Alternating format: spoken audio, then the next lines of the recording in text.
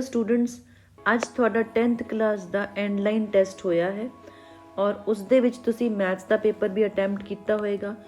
Maths ਦੇ questions ਨੂੰ ਮੈਂ ਤੁਹਾਨੂੰ ਅੱਜ ਸੋਲਵ ਕਰਵਾ ਰਹੀ ਹਾਂ, ਤੁਸੀਂ ਆਪਣੇ ਆਨਸਰਸ ਚੈੱਕ ਕਰ ਸਕਦੇ ਹੋ। ਬੇਟਾ ਇਹ ਕੁਐਸਚਨਸ ਜਿਹੜੇ ਆ ਉਹ ਐਗਜ਼ਾਮੀਨੇਸ਼ਨ ਪੁਆਇੰਟ ਆਫ ਵਿਊ ਦੇ ਨਾਲ ਬਹੁਤ ਹੀ ਇੰਪੋਰਟੈਂਟ ਹੈ। ਤਾਂ ਜਿਹੜੇ ਬੱਚੇ ਬੋਰਡ ਦੇ ਵਿੱਚ ਅੱਛਾ ਸਕੋਰ ਕਰਨਾ ਚਾਹੁੰਦੇ ਆ ਉਹ ਸਾਰੀ ਸੀਈਪੀ ਦੀ ਸ਼ੀਟਸ ਬੇਸਲਾਈਨ ਟੈਸਟ ਔਰ ਐਂਡਲਾਈਨ ਟੈਸਟ ਨੂੰ ਜ਼ਰੂਰ ਰਿਵਾਈਜ਼ ਕਰਿਓ। थोड़ा 1 मार्क्स का पेपर ये विचों ही कवर होगा। शुरू करते हैं फर्स्ट क्वेश्चन तो। जेकर दो संख्यावां महत्व समावर्तक एक होवे तां इन्हां संख्यावां नूं की कहा जांदा? If two numbers have HCF is equals to 1 what are they called? सह अभाज्य संख्यावां को प्राइम नंबर्स। सारे क्वेश्चन तुसीं देखोगे कि लगभग पहलां ही तुसीं सीपी दी शीट्स दे विच कर चुके हो। जेकर पी एंड क्यू धनात्मक पूर्ण संख्यावां हैं तो पी और क्यू नूं वंडदा है तो HCF पी क्यू होवेगा। यानी कि पी जो है वो क्यू दा फैक्टर है तो पी और क्यू दे विच कॉमन फैक्टर जिहड़ा वो पी ही आएगा, उही थोड़ा HCF बन जाएगा। एक खेड मैदान के आले दुआले गोलाकार रस्ता है। सोनिया नूं मैदान का एक चक्कर लगाउण दे लई 18 मिनट लगते हैं और रवि नूं 12 मिनट लगते हैं। ਮੰਨ ਲਓ ਦੋਵੇਂ ਇੱਕ ਬਿੰਦੂ ਤੋਂ ਅਤੇ ਇੱਕੋ ਸਮੇਂ ਤੇ ਇੱਕੋ ਦਿਸ਼ਾ ਦੇ ਵਿੱਚ ਸ਼ੁਰੂ ਕਰਦੇ ਹਨ ਤਾਂ ਕਿੰਨੇ ਮਿੰਟ ਬਾਅਦ ਦੋਨੋਂ ਸ਼ੁਰੂਆਤੀ ਬਿੰਦੂ ਤੇ ਦੁਬਾਰੇ ਮਿਲਣਗੇ। ਇੱਕ ਇਸ ਤਰੀਕੇ ਦੇ ਕੁਐਸਚਨ ਕਿਹਦੇ ਹੁੰਦੇ ਨੇ ਬੇਟਾ? ਐਲਸੀਐਮ ਦੇ ਹੁੰਦੇ ਨੇ ਕਿ ਬੈਲਸ ਇੱਕੋ ਟਾਈਮ ਤੇ ਕਦੋਂ ਵੱਜਣਗੀਆਂ, ਇੱਕੋ ਟਾਈਮ ਤੇ ਰਸਤੇ ਕਦੋਂ ਮਿਲਣਗੇ, ਬਰਾਬਰ ਕਦਮ ਚੁਲੇ ਜਾਣੇ ਦੇ ਮਤਲਬ ਮੀਟਿੰਗ ਪੁਆਇੰਟ ਪੁੱਛਿਆ ਗਿਆ ਹੈ, ਸਟਾਰਟਿੰਗ ਪੁਆਇੰਟ ਸੇਮ ਹੋਵੇ ਤਾਂ ਕੁਐਸਚਨ ਕਾਹਦਾ ਹੁੰਦਾ ਹੈ? ਐਲਸੀਐਮ ਦਾ। ਮੈਂ ਤੁਹਾਨੂੰ ਇੰਗਲਿਸ਼ ਵਿੱਚ ਵੀ ਪੜ੍ਹ ਦਿੰਦੀ ਹਾਂ ਕੁਐਸਚਨ ਇਹ। Circular path around a sports field. Sonia takes 80 minutes to drive one round of the field while Ravi takes 12 minutes for the same. Suppose they both start at the same point, same time in same direction. After how many minutes will they meet again at the starting point?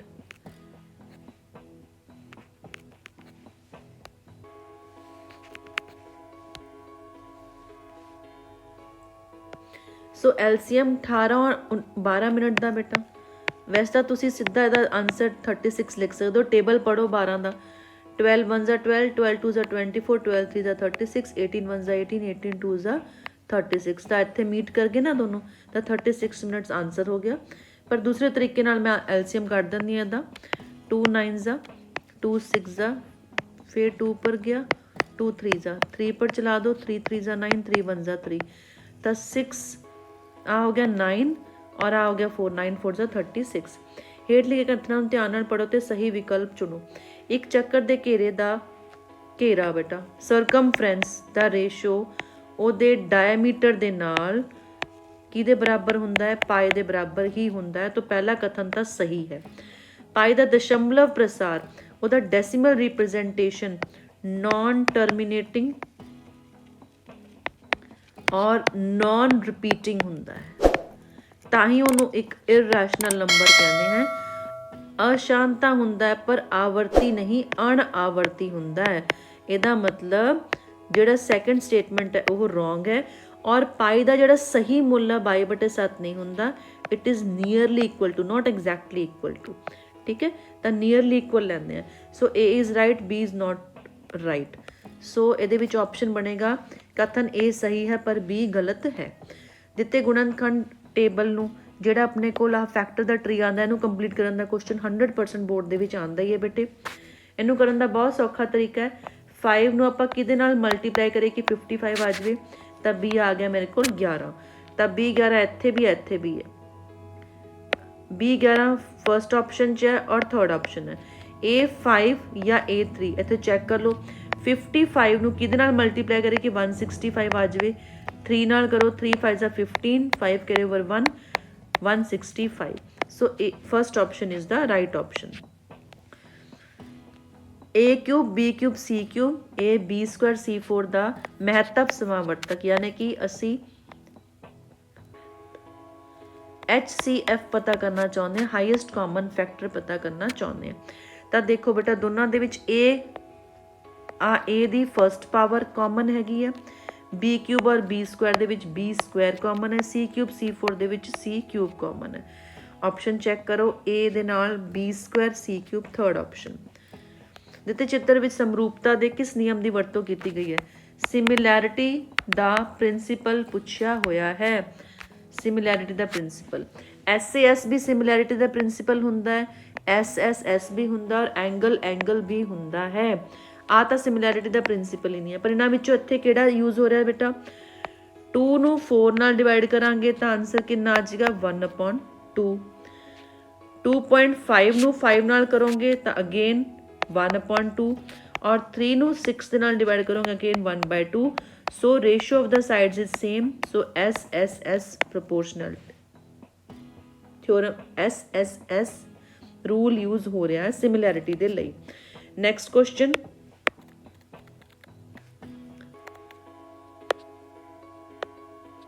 Next question ਹੈ ਚਿੱਤਰ ਵਿੱਚ PQ parallel ਹੈ BC ਦੇ। Okay, ਤਾਂ ਤੁਹਾਨੂੰ ਇੰਨੇ ਦੇਖ ਕੇ ਸਮਝ ਗਿਆ ਹੋਗਾ ਕਿ ਥੇਲਸ ਥਿਓਰਮ ਦਾ ਕੁਐਸਚਨ ਹੈ। AP/PB ਦੀ ਰੇਸ਼ੋ 4/13 ਦੇ ਰੱਖੀ ਹੈ। ਬਹੁਤ ਹੀ ਧਿਆਨ ਨਾਲ ਬੇਟਾ, AP/PB 13 ਔਰ ਇਹ ਟੋਟਲ ਕਿੰਨਾ ਹੋ ਗਿਆ? 17। AC 20.4 ਹੈ, ਆ ਮੇਰੇ ਕੋਲ 20.4 ਹੈ ਔਰ AQ ਪੁੱਛਿਆ ਗਿਆ ਹੈ, ਆਹ ਵਾਲੀ ਸਾਈਡ ਪੁੱਛੀ ਗਈ ਹੈ। ਹੁਣ ਜੋ ਚੀਜ਼ ਪੁੱਛੀ ਹੈ ਉਸੀ ਰੇਸ਼ੋ ਦੇ ਵਿੱਚ ਆਪਾਂ ਦੂਸਰੀ ਵਾਲੀਆਂ ਸਾਈਡਸ ਨੂੰ ਲੈਣਾ ਹੈ। ਕਿਵੇਂ ਲਓਗੇ ਤੁਸੀਂ? AP ਲਓਗੇ ਕਿਉਂਕਿ ਤੁਸੀਂ ਇੱਧਰੋਂ AQ ਲੈ ਰਹੇ ਹੋ, ਇਹਨੂੰ ਬਰਾਬਰ ਲਗਾਓ ਔਰ ਹੁਣ ਨੀਚੇ ਦੂਸਰੇ ਵਾਲੇ ਪਾਸੇ ਕਿਉਂਕਿ ਪੂਰੀ ਦੀ ਪੂਰੀ ਸਾਈਡ ਗਿਵਨ ਹੈ, ਸੋ ਨੀਚੇ ਮੈਨੂੰ AQ ਦੇ ਨੀਚੇ AC ਲੈਣਾ ਪਊਗਾ। ਸੋ AP ਦੇ ਨੀਚੇ ਮੈਨੂੰ ਪੂਰੀ ਦੀ ਪੂਰੀ AB ਲੈਣੀ ਪਊਗੀ। ਬਸ ਇਹ ਗੱਲ ਦਾ ਧਿਆਨ ਰੱਖਣ, ਦੋਨੋਂ ਪਾਸੇ ਮੈਂ ਰੇਸ਼ੋਜ਼ ਸੇਮ ਤਰੀਕੇ ਦੀਆਂ ਲੈਣੀਆਂ ਨੇ।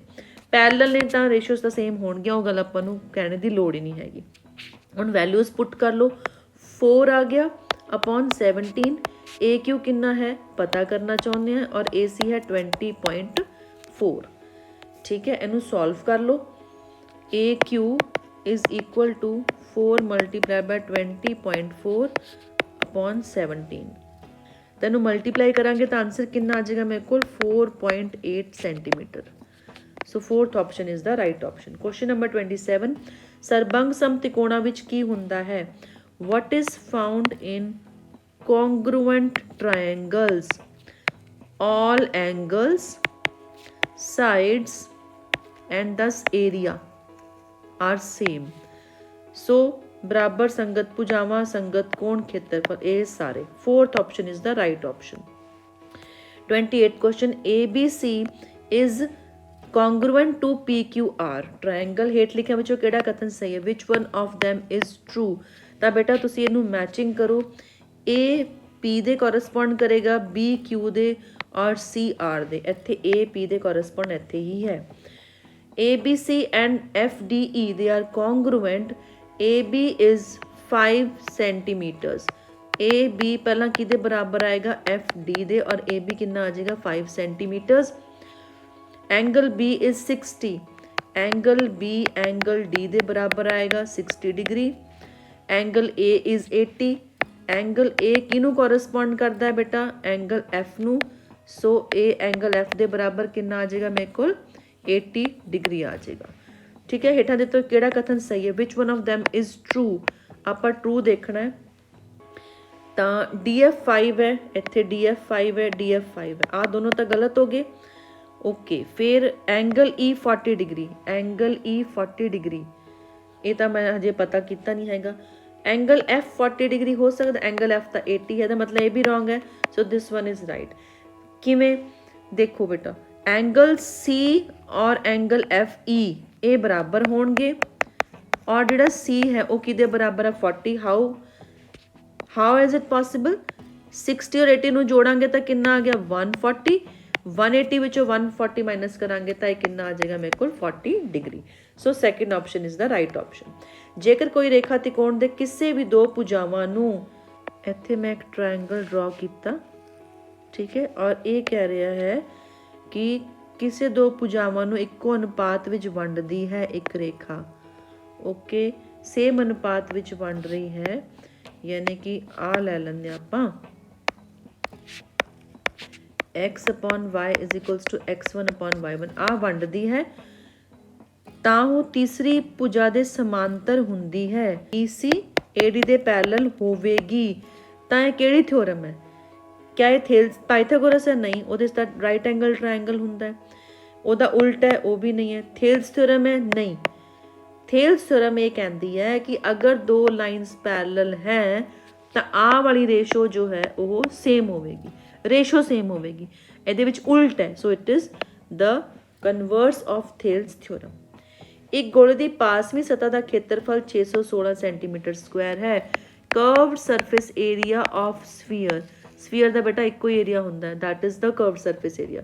ਤਾਂ ਇਸ ਦਾ ਅਰਧ ਵਿਆਸ ਰੇਡੀਅਸ ਪਤਾ ਕਰੋ। ਬੇਟਾ ਜੇ ਤੁਹਾਨੂੰ ਵੀਡੀਓ ਚੰਗਾ ਲੱਗ ਰਿਹਾ ਹੈ ਤਾਂ ਫਟਾਫਟ ਚੈਨਲ ਨੂੰ ਲਾਈਕ ਕਰੋ, ਸਬਸਕ੍ਰਾਈਬ ਕਰੋ ਔਰ ਆਪਣੇ ਫਰੈਂਡਸ ਨਾਲ ਵੀ ਸ਼ੇਅਰ ਕਰੋ। ਆਉਣੇ ਵਾਲੇ ਟਾਈਮ ਦੇ ਵਿੱਚ ਮੈਂ ਤੁਹਾਨੂੰ ਸਾਰੇ ਮਾਡਲ ਟੈਸਟ ਪੇਪਰ ਪੁਰਾਣੇ ਨਵੇਂ ਔਰ ਆਪਣੇ ਵੱਲੋਂ ਵੀ ਇੰਪੋਰਟੈਂਟ ਕੁਐਸਚਨਸ ਕਰਵਾਵਾਂਗੀ। ਜਿਹੜੇ ਬੱਚਿਆਂ ਨੇ ਵੀ ਅਜੇ ਤੱਕ ਤਿਆਰੀ ਨਹੀਂ ਵੀ ਸ਼ੁਰੂ ਕੀਤੀ ਉਹ ਵੀ ਬਹੁਤ ਹੀ ਅੱਛੇ ਮਾਰਕਸ ਦੇ ਨਾਲ 10th ਦੇ ਪੇਪਰ ਵਿੱਚ ਪਾਸ ਹੋ ਸਕਦੇ ਨੇ। ਤਾਂ ਫਟਾਫਟ ਤੁਸੀਂ ਵੀਡੀਓ ਨੂੰ ਸਬਸਕ੍ਰਾਈਬ ਕਰੋ। ਵਾਪਸ ਚੱਲਦੇ ਹਾਂ ਕੁਐਸਚਨ ਦੇ ਉੱਪਰ। ਤਾਂ 4 pi r square is equal to 616।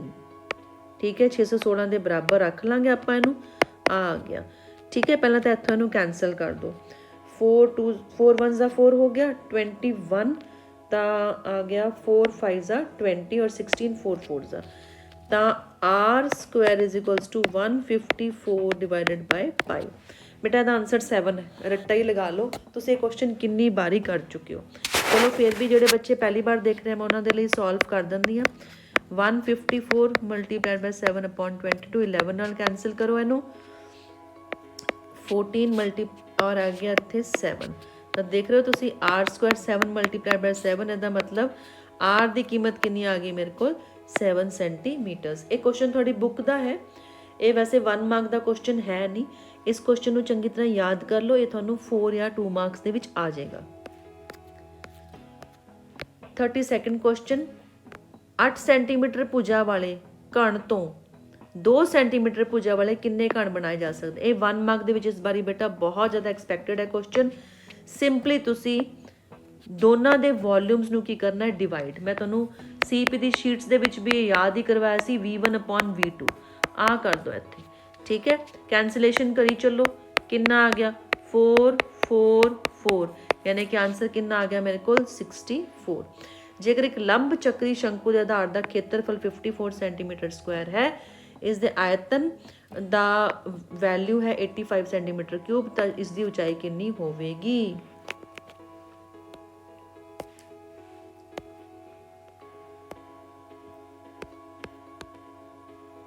English ਵਿੱਚ ਕੁਐਸਚਨ ਪੜ੍ਹ ਲੈਂਦੇ ਬੇਟਾ।